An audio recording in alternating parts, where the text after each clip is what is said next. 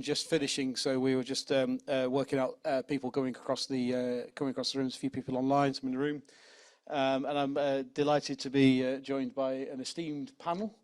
And I think just to sort of put this into the context as to why we thought we would run this session is that one of the most common things that I hear when I speak to particularly online platforms about their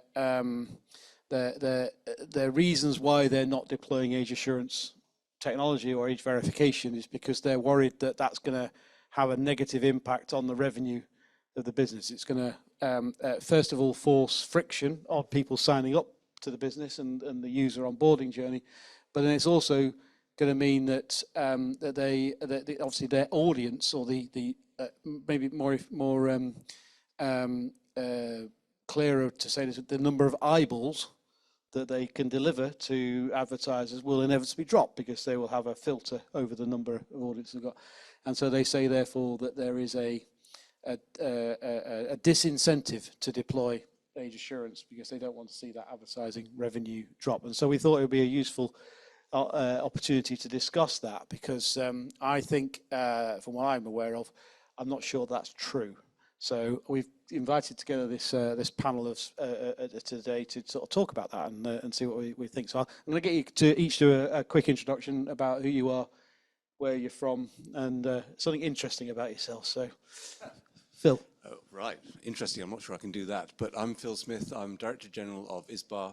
We represent the UK's leading advertisers. Also, for my sins, I'm on the steering committee of the Global Alliance for Responsible Media, which is taking a real interest in youth safety. And I'm currently chairing the working group on age assurance for the Online Advertising Task Force for the government. Something interesting about myself. I like cold water swimming, cold water, open air swimming in water of a certain quality. Not the River Irwell then? Definitely not. Or the Thames. Thank you. My name's Laura Brodie. I'm the Director of Partnerships and External Affairs for the International Alliance of Responsible Drinking. We work with the leading beer, wine and spirits companies and convene the global CEOs of those businesses purely around tackling harmful drinking and promoting moderate consumption amongst adults who choose to drink. So we're very active in making sure that alcohol is not able to be sold or purchased or advertised to minors, and we work very closely with partners in terms of setting international standards of responsibility to hopefully achieve global scale and reach in making sure that there's good international standards of responsibility in place. And I guess the interesting thing about me is that I am a Quaker. Thank you very much. My name's Andy Taylor from the Committee of Advertising Practice, which is part of the Advertising Standards Authority. The ASA is the UK's advertising regulator, and obviously one of the key things that it does, one of the key functions it performs, is the protection of young people, and obviously with sensitive product categories, alcohol, gambling, electronic cigarettes, less healthy foods. There is obviously an onus on advertisers to ensure that they are not sending such products, which are sales restricted and so forth, to audiences who shouldn't receive them. So this is an interesting and quite important aspect of what we're doing.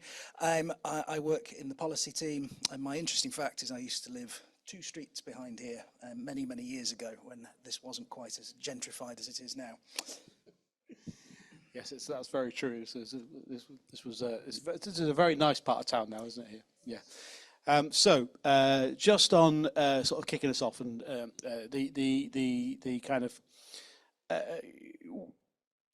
thing that I said in the introduction was about this concept that if you introduce age verification and therefore are aware of the age of your audience, that's going to have a negative impact on the number of eyeballs and therefore the amount of advertising revenue that you might get. So just what's your initial observations on that as a kind of, I don't know, allegation is not the right word, but an observation? Well, I think alcohol is a regulated product. Minors aren't legally able to buy it. So for us, marketing to minors, doesn't make sense in terms of marketing revenues at a time when budgets are being, reduced. You want to make sure that your marketing is actually targeting people that can buy your product. So I think for alcohol producers, age assurance is imperative.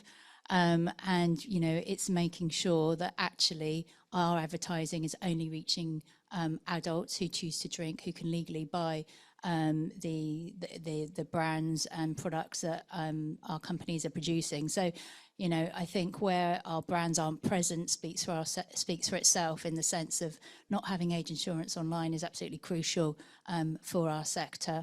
And we work very closely with digital platforms and marketeers and advertisers to ensure that there's robust safeguards in place. Yeah, thank you. I mean, I think I can understand what's being said, but I don't think it gels at all with what brands tell us. So I can understand why there are lots of people who want to sell cheap eyeballs, and having more inventory gives you more cheap eyeballs to sell. But from a marketer's point of view, you want to be able to target your advertising at people who want to buy your product. That's particularly so, of course, where you're talking about age-restricted products, but it applies more generally as well. So I think the crucial litmus test, the top priority for advertisers is being able to deliver effectiveness and demonstrate return on investment. And you don't get that if you're targeting people who can't or not less likely to buy your product. So having properly targeted audiences is really, really key. And I'm sure we'll say more about this, but I think it's also very short-sighted, given the level of regulatory interest there is in this sector now, because of the lack of age assurance. Where we've already seen, in the case of less healthy foods, we are now faced next year with a total ban, simply because the assessment of online impacts couldn't be made. If you looked at I will keep going on this one because it really drives me wild. If you look at the government's own impact assessment, or the impact assessment from DCMS, conducted purely on the basis of a spreadsheet. Between the two impact assessments that were published, it went from an estimate of some 700 million child impacts of HFSS ads in a year to an assessment of 15 billion, simply because they changed a number in a spreadsheet. No bearing on reality at all. So I think being able to provide certified, age-assured audiences is going to stop people losing whole chunks of revenue, because some sectors are going to find restrictions coming their way. Yeah, absolutely. So by when you talk about brands, are you talking about the advertisers, really? Yeah, brands and advertisers. Absolutely. Yeah, because they obviously face a real challenge, and to a certain extent, advertising is a numbers game, but it's also a carefully targeted game as well. So they do face a challenge in bringing the audiences, and I think online advertising in particular, and what you might call, what I've kind of referred to as new sort of pay-per-click or kind of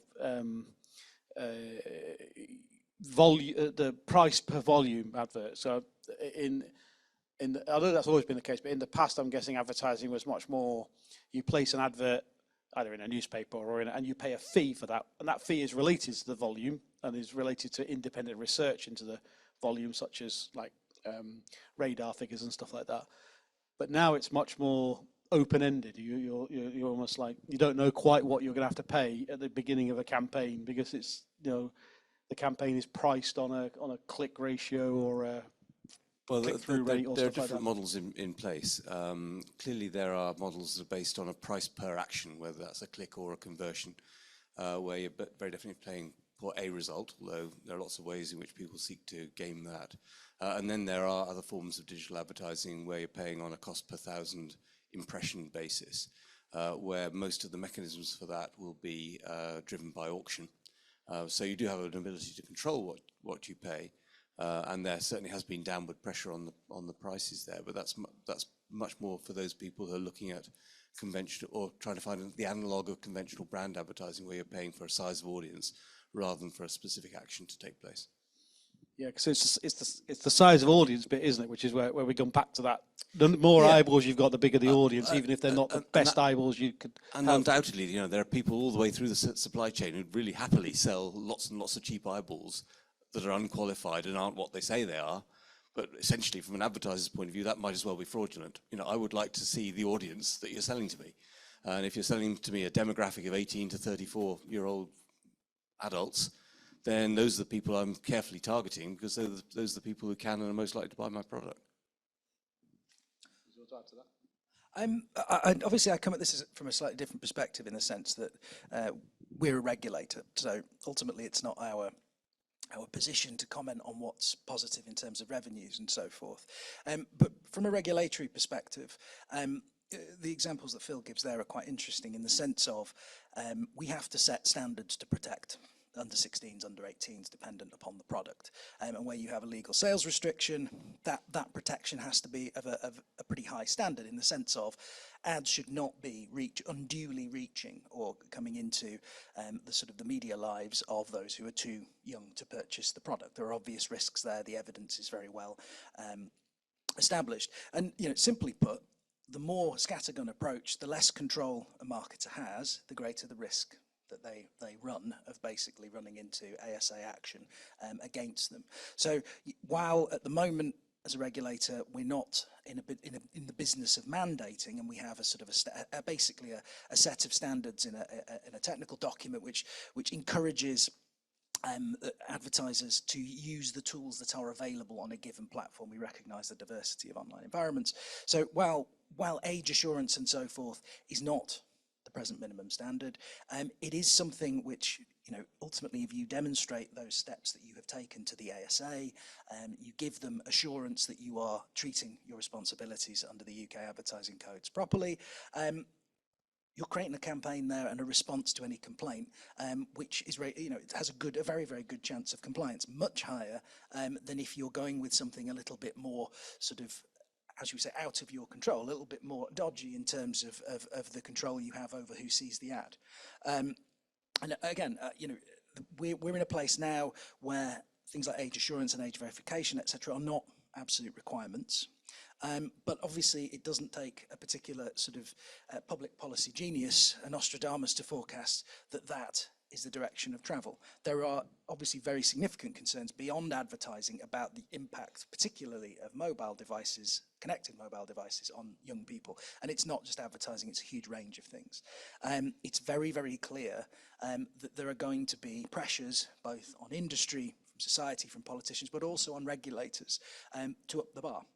So, you know, our perspective here is that, you know, you have a discussion about revenues and so forth, and that's obviously important from an industry perspective, but from a regulatory angle, there are benefits to this. There are benefits to you individually as advertisers, as marketers, but also at the same time, benefits collegiately in terms of the sort of standard, the general perception amongst policymakers and the public of where the industry is at. Yeah, so I guess one of the flip sides to my to the question that I posed there, in terms of it being about revenues, is that the flip side of that is it implies that the advertisers and the advertising community have enormous power over these companies to get them to even think about that as being an issue. And of course, you often hear quoted by, you know, online social media companies or others that, you know, they're really focused on revenue, really focused on advertisers, and they have that power. But to what extent do you think they do really have that power? Are they being listened to by these platforms? Are you getting positive responses from them when you point out to them that they are that they need to be better at this?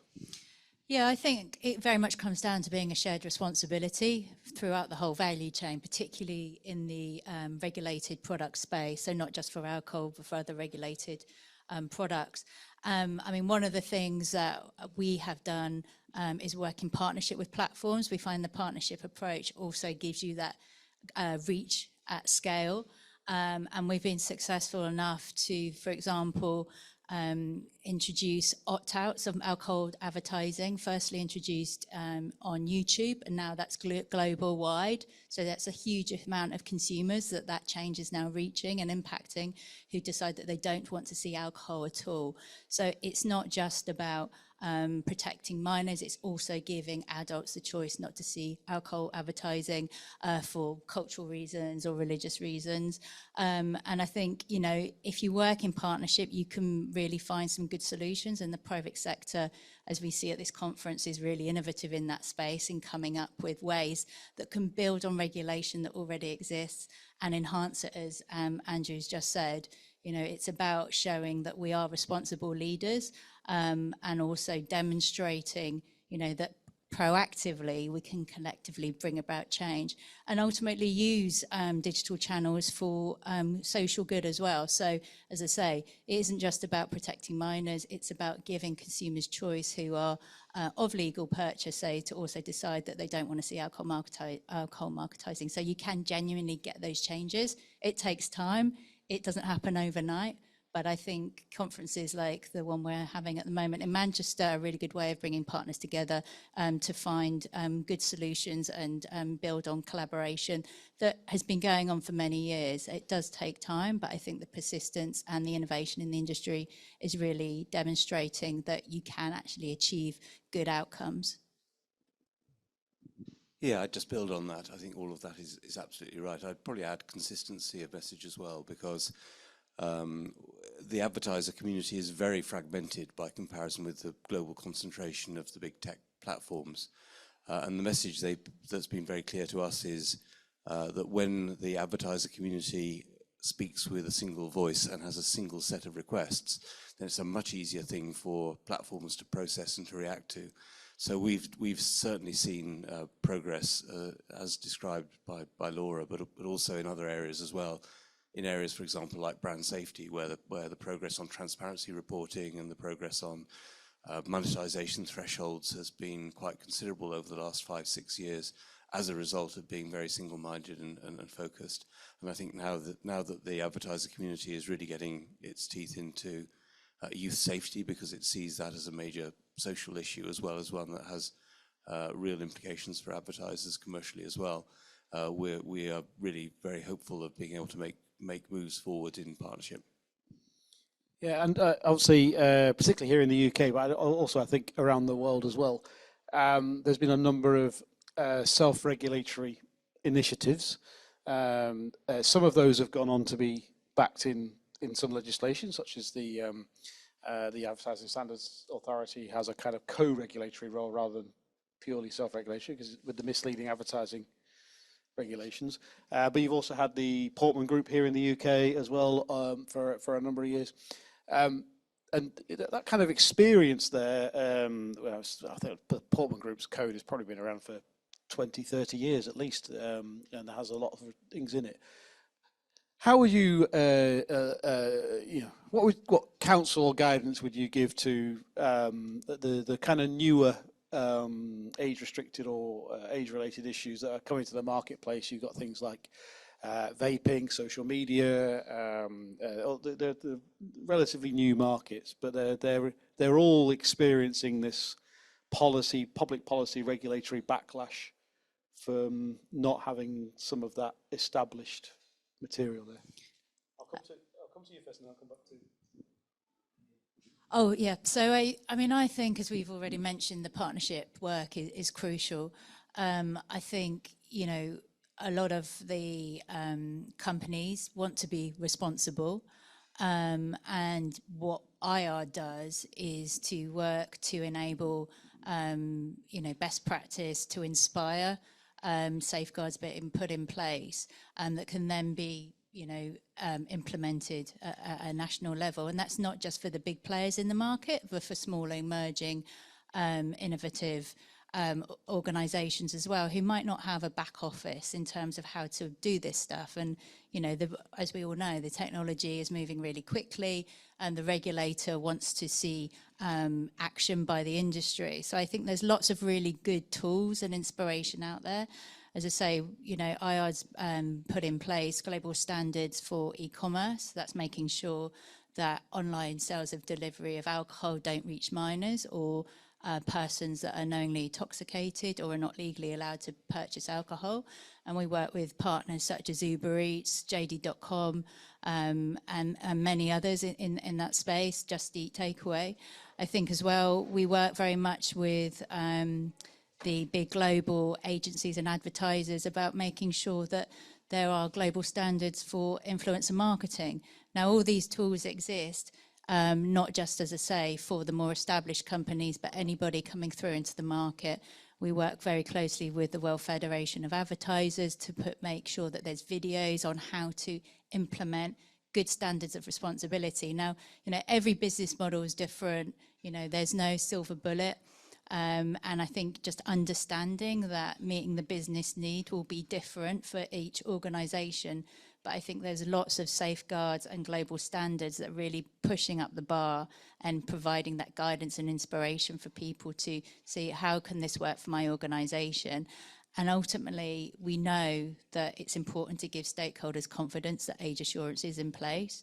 It's important to ensure that harmful products do not reach minors. But ultimately, I think we all know for the sustainability of our businesses, it's important to be responsible. This isn't just about doing the right thing. It's making sure that, we are able to, and continue license to operate, but do that in a way that isn't, causing harm. I think the regulator's approach to this, we don't really sort of distinguish, I think, between established larger businesses, larger sectors and so forth, and small, new and up and coming ones in terms of product issues and so forth. Our view is that where something is a sensitive category because of an age restriction, that can be a legal sales restriction, or alternatively an evidence base, as with food advertising, around the potential impact for food advertising in shaping children's food preferences, there's a need to intervene. And the way in which we have done that is to provide consistency across the piece, because obviously these are different sectors, but they are all using the same ad technology companies, platforms, agencies. That we want to avoid a sort of a scattergun approach. So we apply the same standard, the same requirements in terms of targeting of ads to all the sensitive product categories. And obviously, where you have a sort of a more emergent sector, so for example, vaping, which has obviously been in the news recently with the Prime Minister's call for significant action in terms of what's perceived as the problems in terms of youth vaping. We are already in that space and acting, and obviously we have listened to what Number 10 has to say, and we are taking action on that. But I think what the key thing for me is that what we offer is a much more, I think, proportionate and evidence-based approach in terms of advertising, to allow the space for responsible ads to be put out there to reach consumers who you might reasonably and acceptably reach as an advertiser, while providing proportionate protections for under 18s, who are our key group. And I think in part that relies on a conversation. Obviously, there's going to be the work of the regulator to enforce, to mandate whether an ad has been in breach or not, to set the sort of the case law. But at the same time, we are a self-regulatory system. Yes, we have co-regulatory aspects around broadcast, but we also have the industry sitting around tables, the self-regulation.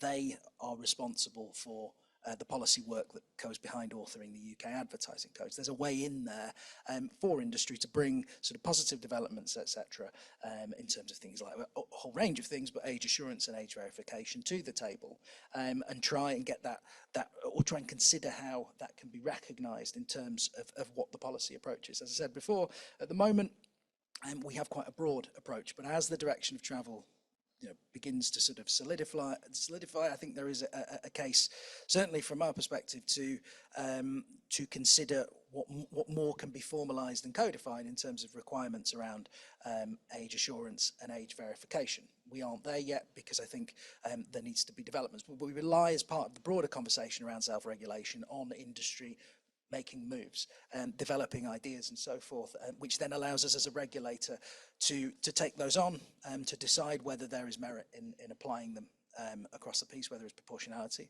and basically looking to sort of develop the system in that dialogue with with industry in its broadest sense, not just sectors. And ultimately, that's how we keep the standards up and do it in a balanced and proportionate way, rather than something that's just sort of top-down imposed. So that kind of leads me a nice little segue into my next question, which is about the work on the age assurance working group, and I know you've been either leading or involved in that. Do you want to tell us a bit about what that work is and what they've been engaged in? Yeah, we're clearly tasked to improve standards of age assurance as it relates to online advertising of age-restricted products in the UK, and we're at the moment still going through a fact-finding exercise. But I think the hole in the picture that we're most looking to try to fill is evidence of the effectiveness of the measures that are being taken today, because we know in the absence of that evidence, policy making is happening on the basis of anecdote. We have the Ofcom research from now a couple of years ago that suggested that a third of 11 to 17-year-olds have online profiles on social media platforms that represent them as being more than 18. That's a very, very significant number, and would be very worrying if that were translated into advertising.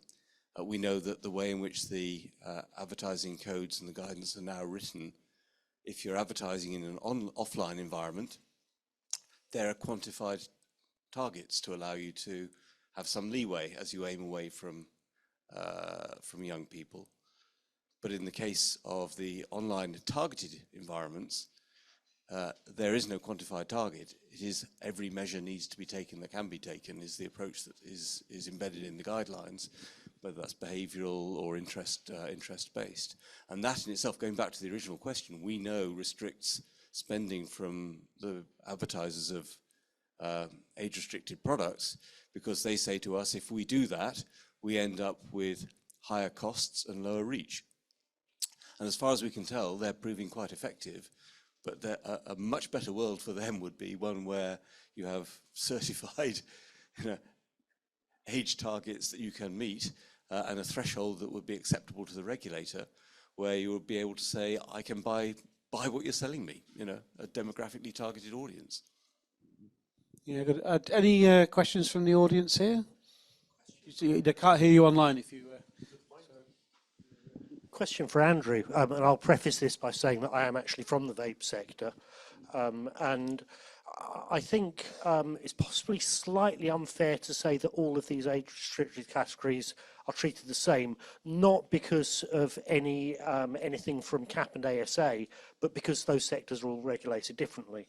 So in the case of vaping, we've had some very heavy advertising restrictions since 2016, 2017, and I would probably put to you that we're rather different from the alcohol sector in that we have never had the opportunity to develop the idea of age-appropriate advertising, because 2016, all advertising apart from our own websites has been illicit. And guess what? Illicit advertising, as you will well know, tends to not observe anything that might be age appropriate. And I'd just be interested to hear your comments on how that might have been different and how that might be different in the future. Of course, you're correct, because you've got the tobacco framework from the EU. I mean, I think it's arguably a case in point of what can happen when you have the sort of dead hand of statutory regulation, which tends to see the binary of banned, not banned. Whereas our approach, not trying to big ourselves up, but our approach is more proportionate and evidence-based. We look at what is, is it possible in a sort of a society that we live in, where people have access to media, to absolutely remove ads for all of the products which people don't like, and maybe ads which have got bad language in or something of a sexual nature? Is it possible to keep children entirely away from that content? No, but we don't accept that, because we accept that there are ways in which you can limit exposure appropriately, and then have, for example, rules on creative content which allow advertisers to do things but not to go too far and place things in front of them. we have I think reasonable standards. They are standards which move with the times, but they are reasonable standards which are capable of providing the appropriate and proportionate level of protection. Unfortunately, when you see statutory regulation, it tends to just see things in a pretty blunt and brutal way, and that's what's happened there. And I know, not something that I was directly involved in, but from years ago, our colleagues of mine spent months and months wondering how you define a cross-border communication, because obviously cross-border communications banned. Non-cross-border communications, if you get a leaflet and you get on a ferry and go to France, is that a cross-border communication? So you end up with quite a silly situation. But this is why I think it's important to see the self-regulatory system, certainly in the UK, as an avenue, an important route to creating an improved continuously improving standards as technology evolves and develops. And that, from the self-regulatory sort of sphere, provides reassurance for existing sectors and ones that may come into existence in the coming years, in terms of having a responsive regulatory framework rather than something which is just imposed. Yeah, I mean, as a reflection, I must say that prior to 2016, 2017, when they were working through those difficult rules, the CAP guidance worked extremely well in the vape sector. And in some ways, my own feel is that actually banning was a step backwards, because it actually made the advertising worse, because the only advertising was illicit.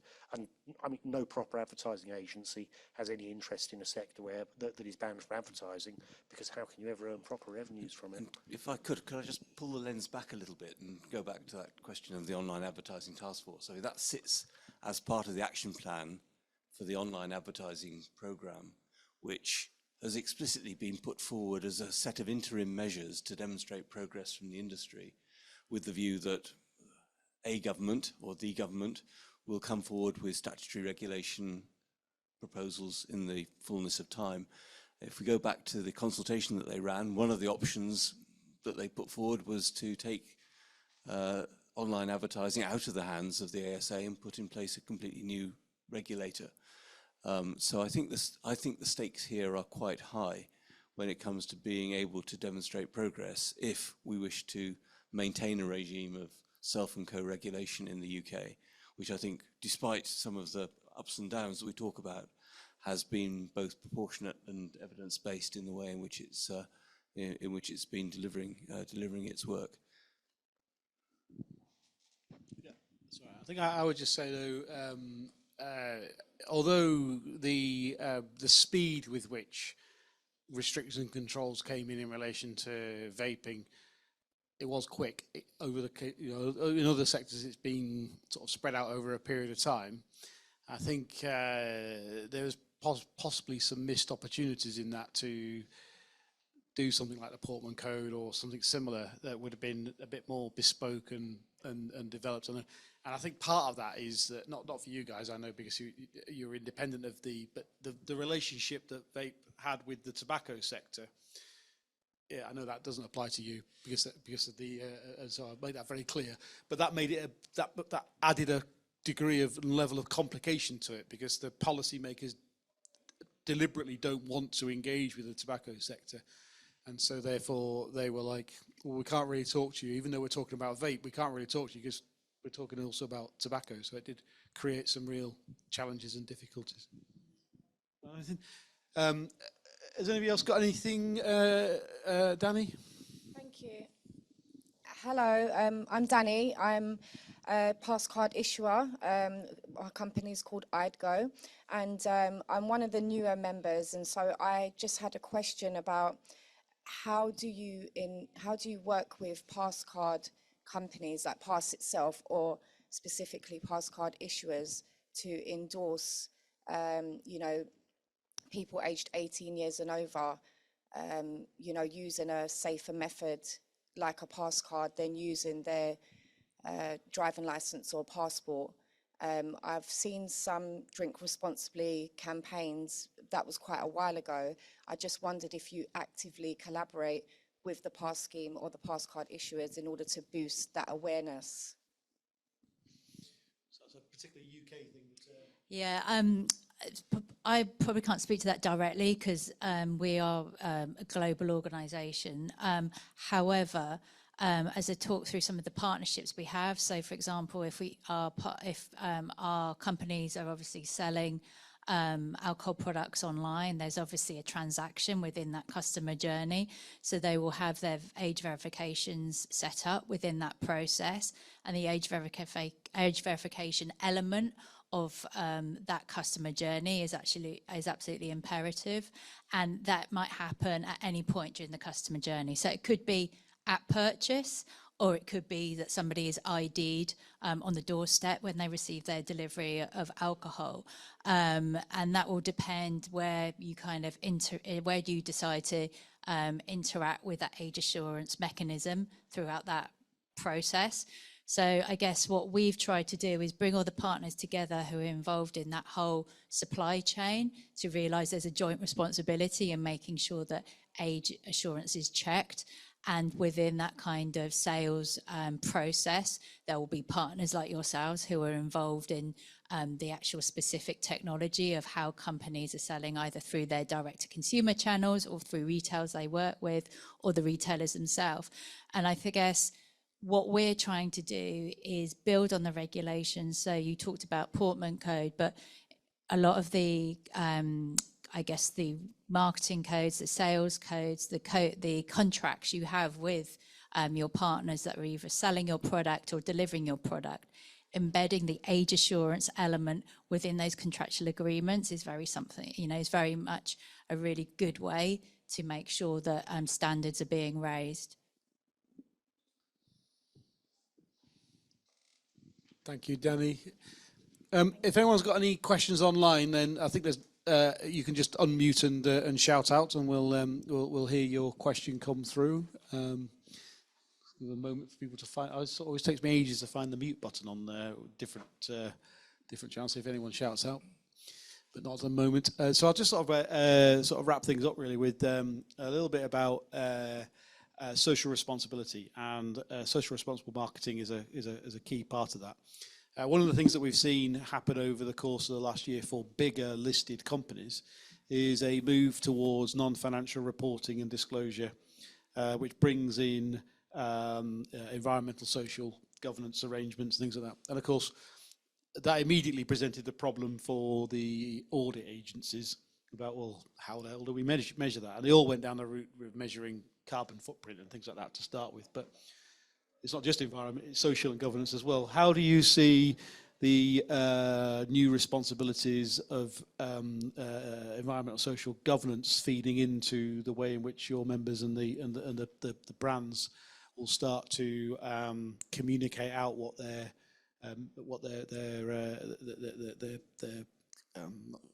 ESG compliance is there? Do you want to take that one, Phil? Yeah. I'll take that one first. Just to say, I think for most of our members, their marketing is not the top priority for them when it comes to their ESG reporting, but it's certainly getting further up the queue. And we are in active conversations with a number of members, particularly through our procurement groups, as to the way in which we should be thinking about ESG frameworks that relate to their marketing activity in the round. We've been active in a number of those areas over the years anyway, when it comes to inclusion, when it comes to climate and sustainability. We are founder member of AdNet Zero, which is very much looking at not just the content of messaging, but is also looking at the issue of the media carbon footprint, which is probably the biggest single thing that comes out of the marketing environment. And I think people are saying we want to have something that puts it all together in one framework that allows them to govern and report. But it's not there yet, but it's definitely come up the agenda. Yeah, I absolutely agree. I think, ESG and responsibility standards go hand in hand. And I think certainly in terms of investor relations, signing up to standards that, can demonstrate that this isn't just a tick box and you're actively embedding responsibility within your business is really key. I think it will become so much more important. As I said earlier, we know that companies that take responsibility seriously will have better commercial prospects than those that don't, and will also have much better engagement with stakeholders, such as Andy, if they can actually show that they are not just signing up to standards but embedding this within the business. So I think we will increasingly see that becoming a metric within that, and certainly it's something that IR member companies are very much at the forefront of progressing. So yeah, definitely we will be seeing more of that, I think. Yeah, I mean, I think that's do you see what the obviously as a regulator's point of view, do you see the kind of potentially the numbers of complaints or the numbers of findings or the numbers of forming part of ESG reporting and things like that in the future? I don't think that would be one directly for us, but what I would say, thank God, what I would say is that the issues of environmental claims, advertising, making references to various green credentials and so forth, it's pretty central to the focus of the organisation and has been now for well over a year and will continue to be. It is a big issue. It is an important issue, and obviously what you're talking about is the sort of internal workings of businesses and their impacts and so forth. But one of those sort of parts of the footprint in certain respects is how they represent themselves through advertising. The ASA is very focused now on ensuring that things, basically that advertisers put out green claims, describe their green credentials in a way which can be substantiated, in a way that is accurate and not sort of expansive and sort of just attempting to push the boundaries of what would be reasonable. So that's it's definitely on our agenda, and it will remain on our agenda for quite some time. Just a quick add to that one, to say that all of the brands and advertisers that we represent have a real knowledge of the value that sits within their brands and the long-term license to operate that gives them. So they are all looking to be good citizens in what they do, and even absent the need for ESG reporting, the idea of having ASA claims found against them and the ensuing reputational damage that does to them and their businesses is mortifying. The thing that they most want us to help with people like the ASA is how do they get real regulatory clarity so they can be certain that what they're putting out is the right side of the line. Of course they want to sell their products, but they want to know exactly where that line is, because those regulatory impacts are really quite significant. And sorry, I think I would just say as well, I think consumers want to see that as well. They expect the companies that they buy products from to be responsible. So I think, you're getting that kind of expectation from both sides, not just the regulator, but from the consumer as well. And I think, it's important that we show responsible leadership in this space and work with partners to, really showcase what is actually happening. Yeah, thank you. And I think just an example of that, and this might be a model to consider, is that I think about just under 2 years ago, the Betting and Gaming Council, I don't know if I want to describe it as a deal, but they came to an arrangement effectively with the Gambling Commission to say that I believe it was 1 in 6 adverts were going to be focused on social responsible gambling that they put out. For all the advertising that goes on, and therefore, if you watch television now, or radio, you regularly get adverts that are not advertising the product, but are advertising the social responsible aspects of the service. And obviously, I would imagine, I know at the time there was a lot of angst about that. We're going out and we're ultimately we're trying to sell a product here. But to your point, I think what they've discovered is the power of consumer recognition of responsible behaviour. If you want to. Yeah, I mean, I think as I said at the start, alcohol is a harmful product, and we don't want it to be consumed in a harmful way. It has to be consume moderately and responsibly. And I think it's about helping inform consumers to make that choice amongst adults who choose to drink. And I think you see from a marketing perspective how it's changed. You know, the big sponsorship of Formula One is now very much aligned with 0.0 products. You know, obviously no one advocates drinking and driving, so it's a very clear signal that, you know, why advertisers have gone down that route. The same with, you know, campaigns around Christmas. There was lots of marketing promoting moderate consumption. We have the way drinking culture has changed as well. You know, we live in a multi-generational workforce now where lots of younger people choose not to drink at all. So, you know, the Christmas party, there was a lot of discussion around how do you create inclusion at work and celebrate big key moments with it necessarily being, you know, focused purely around alcohol, or giving people the choice of having zero alcohol products. So I think the consumer is more informed, and the marketing and advertising has, you know, involved very much in that space. Just, we're at time nearly, so just a last couple of comments for each of you. Well, I think we're on the brink of seeing some real progress in this area. I think from an advertiser's point of view, I hope I've made it very clear what brands would like to see happen in the industry. I believe that when you combine that with what we're seeing happen in other areas of regulation, where we're very keen to make sure we act in sync rather than in a different direction, the pressure for a number of reasons to make real progress and to start to create, you know, proportionate age assurance that allows advertisers to be able to buy what they need and to protect society at the same time is getting to a point where I think we're going to see some big changes. I'm very optimistic.